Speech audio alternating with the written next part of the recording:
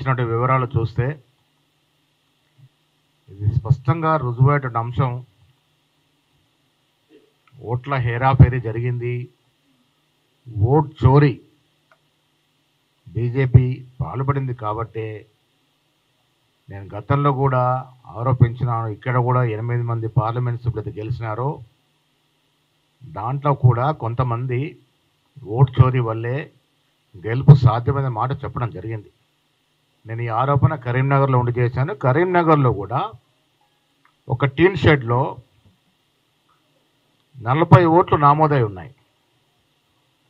నేను ఆనాడు ఆ పేపర్స్ చూపించినాను. బండి సంజయ్ గారు దీనికి జవాబు చెప్పాలని చెప్పినాను. ఇంతవరకు స్పందన లేదు. ఇప్పుడు ఇందాక జూబ్లీహిల్స్లో ఖాళీద్ గారు ఎక్స్ప్లెయిన్ చేసినట్టు ఓటు అంశం 3 చోట్ల అది ఓటు నామోదై ఉంది. 3 డిఫరెంట్ పేర్లతో తండ్రి పేరు మార్చి తన పేరు తారుమారు చేసుకొని ఈ రకంగా ఓటు చోరీ పాల్పడినాడు. కాబట్టే ఈటల రాజేందర్ గారు 3 లక్షల మెజారిటీ వచ్చిందంటే దీంట్లో గోల్మాల్ జరిగింది, దాంట్లో ఏం అనుమానం లేదు.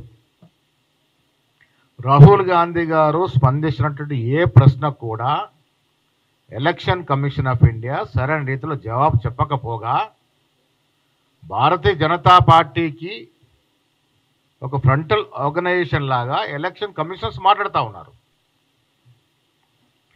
ఎలక్షన్ కమిషన్ ఆఫ్ ఇండియా అంటే మనం ఒక టీఎన్ శేషన్ చూసాం, లింగ్డోన్ చూసాం. పెను మార్పులు తీసుకురావడమే కాకుండా ఎలక్షన్ కమిషన్ ఆఫ్ ఇండియా తీరుతెన్నులు ప్రజలు గర్వపడే విధంగా నడిపించినట్టు సందర్భం.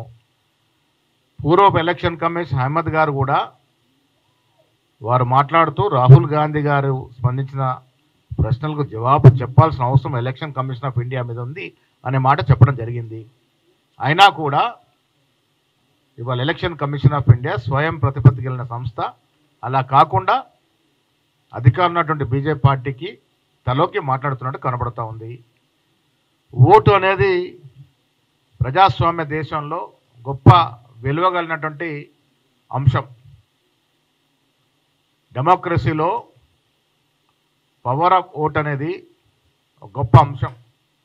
ఇలాంటి పవర్ ఆఫ్ ఓట్ అనే ఫౌండేషన్కే ఇవాళ దెబ్బ తగ్గుతున్న సందర్భం.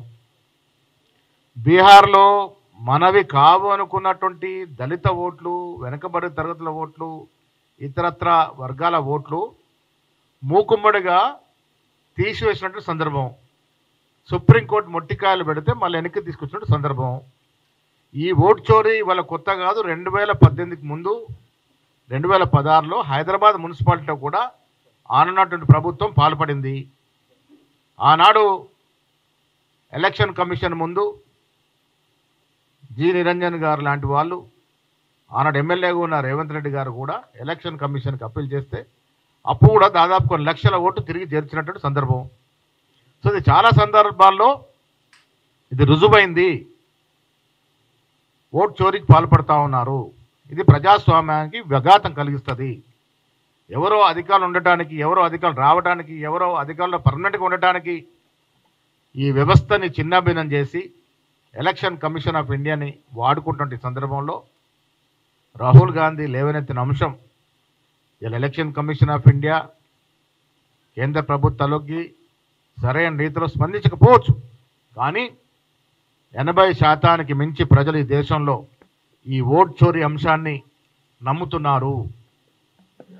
ఓట్ చోరీ ఈ దేశంలో జరిగింది, తద్వారా మోడీకి లాభం చేకూర్చిందని ఈ అంశాన్ని 80% ప్రజలు ఈ దేశంలో నమ్ముతున్నారు. కాబట్టే మేము ఈ సిగ్నేచర్ క్యాంపెయిన్ ఇవాళ చేపట్టినాం.